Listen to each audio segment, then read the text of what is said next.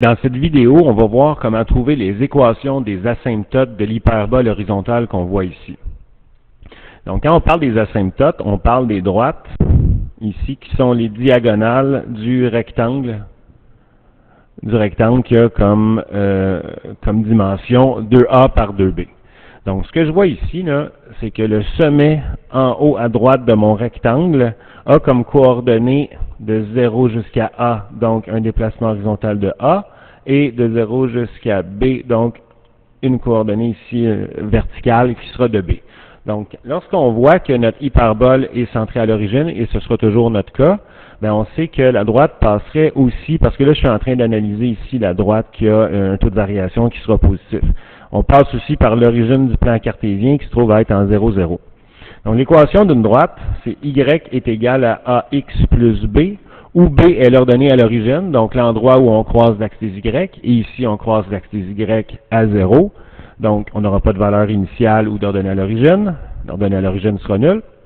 Tandis que le a, c'est le taux de variation.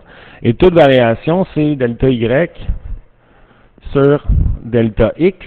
Et là, on doit faire y2 moins y1 sur x2 moins x1. Donc, le y2b moins y1, 0, sur x2 qui est a, moins x1 qui est 0, ce qui donne b sur a.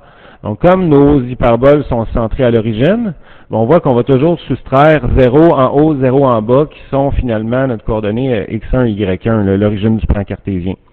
Donc, on connaît maintenant le taux de variation de notre droite. Ce sera y est égal à b sur a x, qui va être l'équation de l'asymptote ici qui est croissante.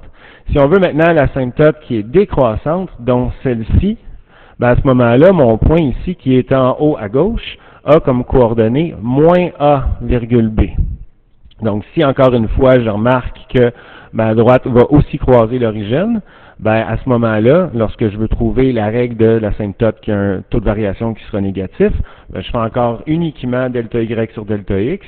Donc, b moins 0 sur moins a moins 0, ça donne b sur moins a, qui finalement va donner y est égal à moins b sur a x. On a ici maintenant les deux équations des asymptotes à l'hyperbole.